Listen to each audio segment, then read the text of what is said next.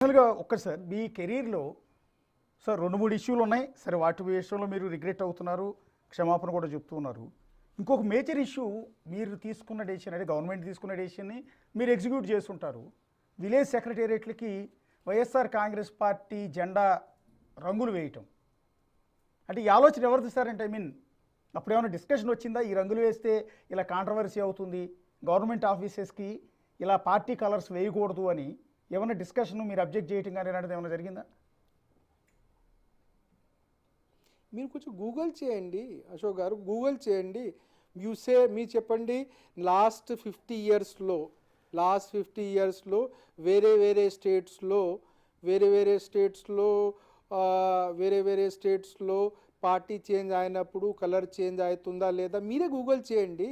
తమిళనాడులో ఎట్లా ఉంది, వెస్ట్ బెంగాల్లో ఎట్లా ఉంది, నా సొంత స్టేట్ ఉత్తరప్రదేశ్లో ఎట్లా ఉంది, మీరే చేయండి.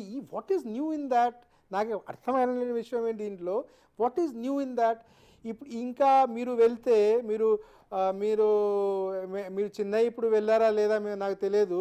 చెన్నైలో చెన్నై స్టేట్ గెస్ట్ హౌసే ఒక పార్టీ సింబల్ ఉంది. పార్టీ సింబల్ మీద స్టేట్ గెస్ట్ హౌస్ కట్టారు, సింబలే. అంటే మీరు రేపు అంటే అక్కడ ఆలోచన ఎట్లా ఉందంటే, మీరు కలర్ చేంజ్ చేసుకుంటారు కదా, నేను స్ట్రక్చరే ఎంబలం పెట్టుకుంటాము, మీరు మొత్తం కొట్టేస్తారా, ఏం చేస్తారా? So is that something new which we were talking that day? అది కొత్త, ఫస్ట్ టైం జరిగింది ఇండియాలో, ఫస్ట్ స్టేట్ గవర్నమెంట్ చేసింది. మీరు చేయండి ఒకసారి, మీరే చాట్ జీపీటీతో అడగండి, మీరే గూగుల్ చేయండి. ఓకే, నేనేది అడిగా సార్, అంటే జనాలు తప్పు పట్టేది, సో నాలాంటి వాళ్ళు క్వశ్చన్ చేసేది ఏంటి అంటే, సో మీరు అంటున్నారు అవి న్యాచురల్ కలర్సే కదా, కలర్ వేస్తే తప్పేంటి, లేదా గవర్నమెంట్స్ మారినప్పుడల్లా చేంజ్ చేస్తుంటారు కదా. ఇప్పుడు వైఎస్ఆర్ గవర్నమెంట్ నేను కాదు ఇప్పుడు జనరల్గా మనం 30 సంవత్సరం వినింది ఏముంది అంటే, ఏనా గవర్నమెంట్ వస్తే ఈ మా స్టేట్ కానీ ఎనీ స్టేట్లో సీఎం వాళ్ళు ఏమంటారు అంటే, మీరందరు గవర్నమెంట్ ఎంప్లాయీ, 30 సంవత్సరం మీకు ఉద్యోగం ఉంటుంది, మాకు పొలిటికల్ కంపల్షన్ ఉంటాయి, మనం 5 ఇయర్లో చేంజ్ అవ్వాలి, ప్రజలకి కనిపించాలి మనం పని చేస్తున్నాము, నేను అప్రూవల్ చేస్తున్నాం.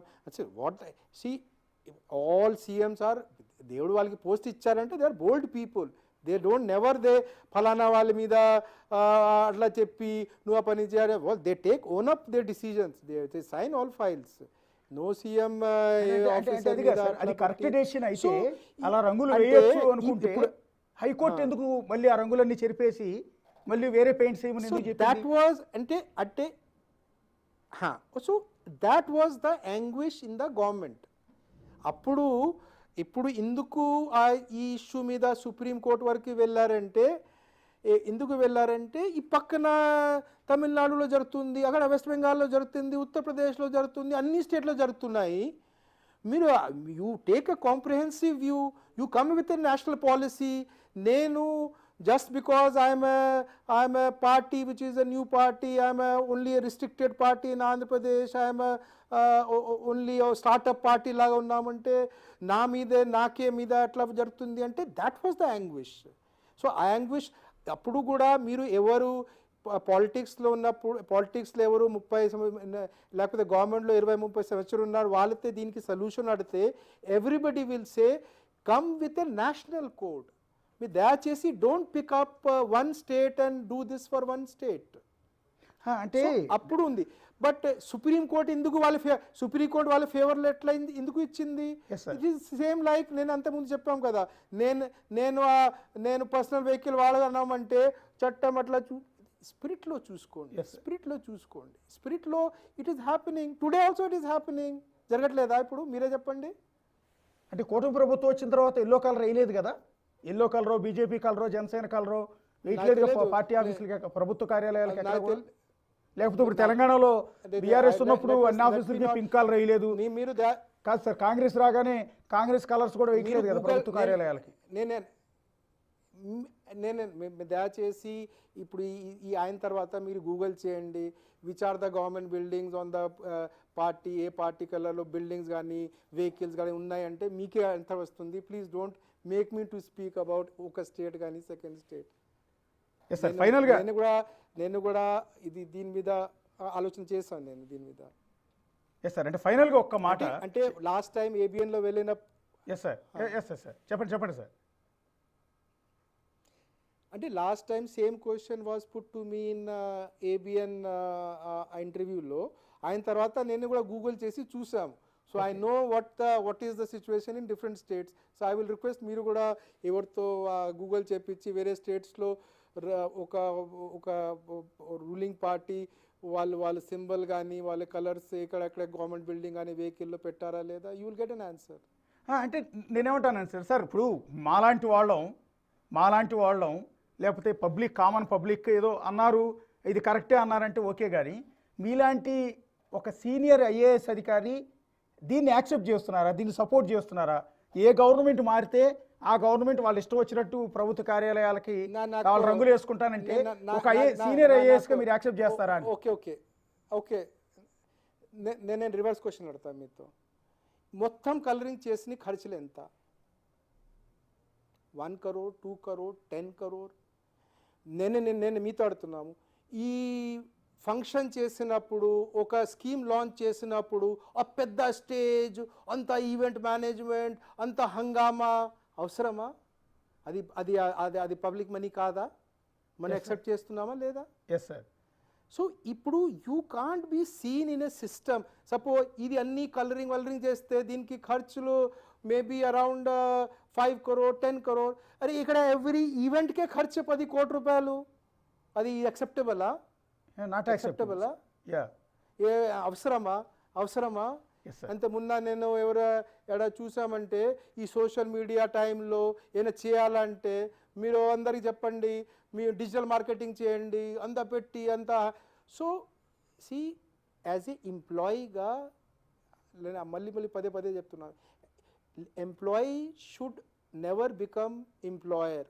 మనం యాజ్ ఏ ఎంప్లాయీగా బిహేవ్ చేయాలి, రెస్పెక్ట్ ఇవ్వాలి ఎంప్లాయర్కి. Employer should have sensitivity towards employees. ఈ రెండు కలిపి పని చేయాలి.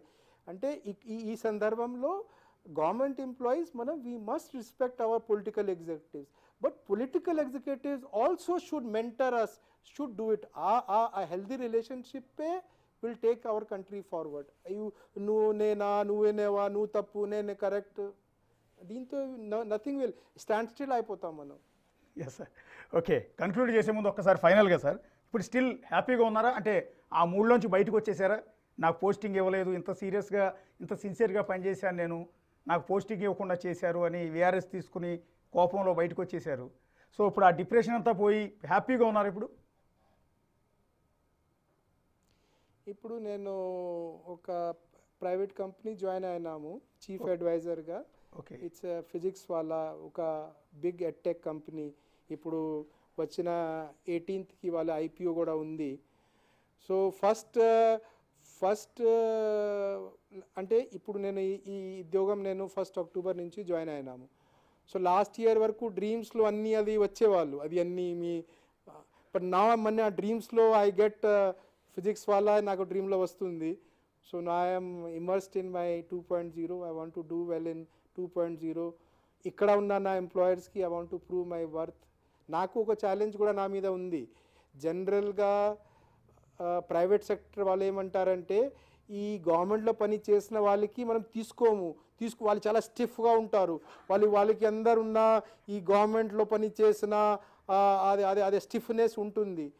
అంటే మనం సిన్సియర్ పీపుల్, గవర్నమెంట్లో పని చేసాము, ప్రైవేట్లో వస్తే కూడా మీకే ఉపయోగపడతాము, సిన్సియర్గా పని చేస్తాం, మీ కంపెనీకి హై లెవెల్లో తీసుకెళ్తాము, అప్రూవ్ చేయాల్సింది ఉంటుంది. నేను సక్సెస్ఫుల్ అయితే ఫ్యూచర్లో ఇంకా ప్రైవేట్ సెక్టర్ వాళ్ళు మా గవర్నమెంట్లో పని చేసిన వాళ్ళకి ఎక్కువ ఓనప్ చేసుకుంటారు. So with that challenge I'm moving forward. Thank you sir, thank you. చాలా వాల్యుబుల్ టైం ఇచ్చారు, చాలా మీ ఒపీనియన్ మొత్తం షేర్ చేసుకున్నారు, మీ ఎక్స్పీరియన్స్ అంతా కూడా. సో ప్రవీణ్ ప్రకాష్ 2.0 మీరు అనుకున్నట్టుగా బాగుండాలి, మీరు ఆ మూడ్ నుంచి బయటకు వచ్చి మళ్ళీ హ్యాపీగా ఉండాలని మేము కూడా కోరుకుంటున్నాం. ఇది ప్రవీణ్ ప్రకాష్తో ఇంటర్వ్యూ. చూస్తూనే ఉండండి బిగ్ టీవీ.